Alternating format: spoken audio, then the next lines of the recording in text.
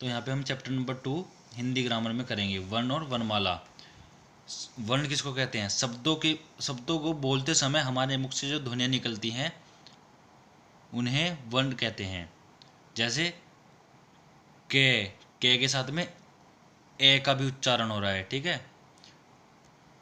तो जैसे कि हमारा के क्या हो गया हमारा लेटर, और जो ये ए की जो इसमें ध्वनि आ रही है ये हमारा वर्ण हो गया, ठीक है। तो के साथ में ए का निकलना हमारे मुख से ये एक ध्वनि है, ध्वनि एक, इसको हम क्या बोलेंगे? वर्ण। यहाँ पे आपका एक छाता का जो आपका छ होगा, छ आपका क्या है? ये आपका एक लेटर है, और आ ये ध्वनि हो गई छ।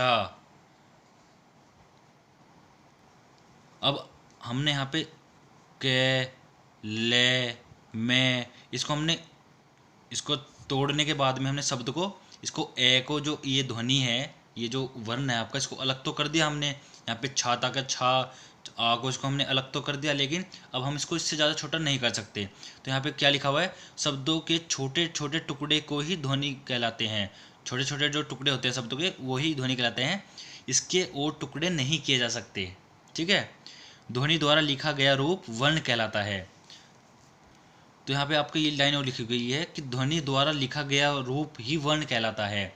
तो ध्वनि, जब ये वर्ड के साथ में के प्लस ए जुड़ा तभी ये एक वर्ण बना, ठीक है, तभी ये एक लेटर बना। के प्लस ए, के, इस लेटर के साथ में आ का जुड़ना मतलब एक ध्वनि का जुड़ना होता है, तो ये तभी एक वर्ण बनता है। तो इसके मैं आपको यहाँ पे क्वेश्चन, इसके मैंने जो आपके चैप्टर है इसके मैंने आपको क्वेश्चन ही बना दिए हैं डायरेक्ट। तो अब हम इसके डायरेक्ट क्वेश्चन पढ़ लेते हैं एक बार। ये आपको मैं क्वेश्चंस करा दूंगा, तो इसका मतलब आपने ये पूरा चैप्टर कंप्लीट कर लिया, ठीक है। वर्ण किसे कहते हैं? शब्दों को बोलते समय हमारे मुख से जो ध्वनियाँ निकलती हैं उन्हें वर्ण कहते हैं। वर्ण किसे कहते हैं? शब्दों को बोलते समय, अभी मैंने आपको पढ़ाया था ना, शब्दों को बोलते समय हमारे मुख से जो ध्वनि निकलती हैं उन्हें वर्ण कहते हैं। सेकंड आपका, वर्णमाला किसे कहते हैं? वर्णों को उनके क्रम में लिखना वर्णमाला कहलाता है। वर्णमाला किसको कहते हैं? वर्णों को उनके क्रम में लिखना, उनको एक अरेंज्ड ऑर्डर में लिखना,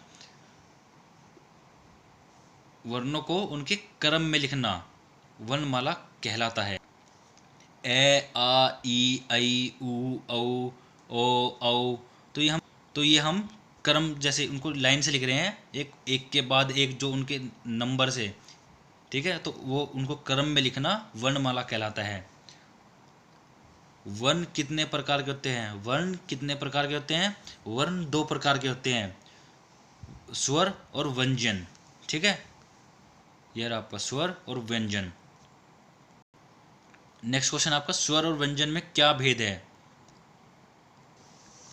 स्वर और व्यंजन में क्या भेद है? ये आपका स्वर, जो वर्ण बिना किसी सहायता के बोले जाते हैं उन्हें स्वर कहते हैं।